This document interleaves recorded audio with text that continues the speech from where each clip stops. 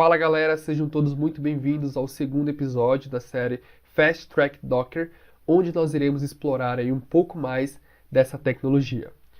Bom, na aula anterior, no vídeo anterior, nós passamos aí pela arquitetura de container, entendendo onde é que o Docker se encaixa no meio de todas essas camadas, no meio de todas essas caixinhas, tá? Fazendo uma comparação com a arquitetura de máquinas virtuais que nós já conhecemos. Então, se você não assistiu esse episódio, esse vídeo, volta, assiste na ordem para que você possa, de fato, entender como que tudo isso funciona. No episódio de hoje, nós iremos explorar um pouquinho mais o Docker, esse Container Engine. E este desenho, ele traz talvez até de uma maneira um pouco lúdica, como que as principais peças do Docker funcionam para que a gente possa dar continuidade nas próximas aulas, nos próximos vídeos, de uma forma um pouco mais prática, tá? Bom, como nós visualizamos na aula anterior, nós temos aqui o nosso servidor, em cima desse servidor um host OS, e em cima do host OS, Docker, que é o nosso Container Engine, tá? Então essa caixinha aqui representa o Docker.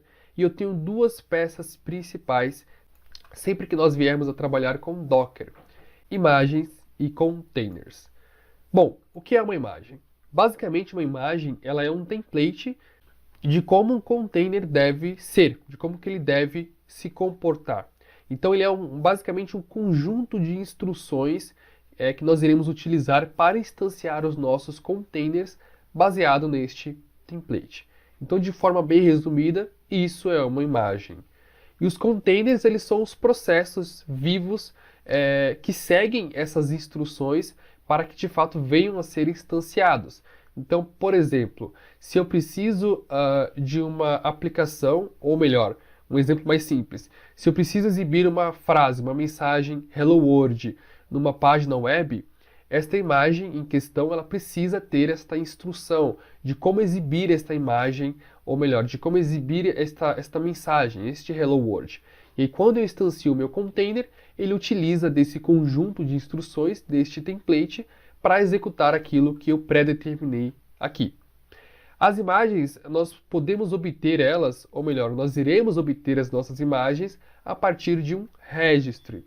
Um registry nada mais é do que um repositório de imagens. E o maior deles hoje é o Docker Hub.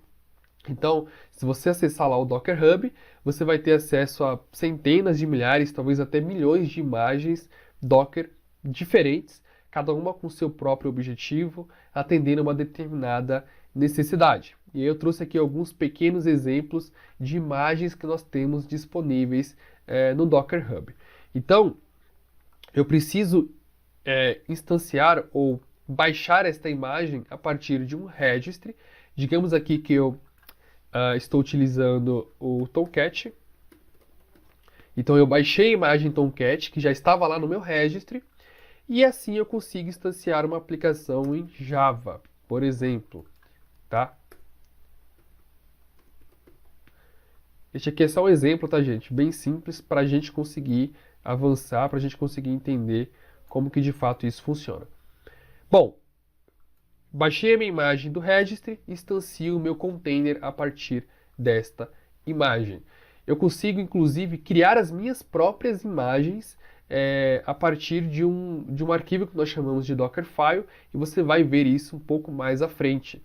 E criando essas próprias imagens, armazená-las dentro de um registry do próprio Docker Hub, por exemplo, e assim disponibilizando ela para que eu venha a utilizar em um outro momento, quando necessário.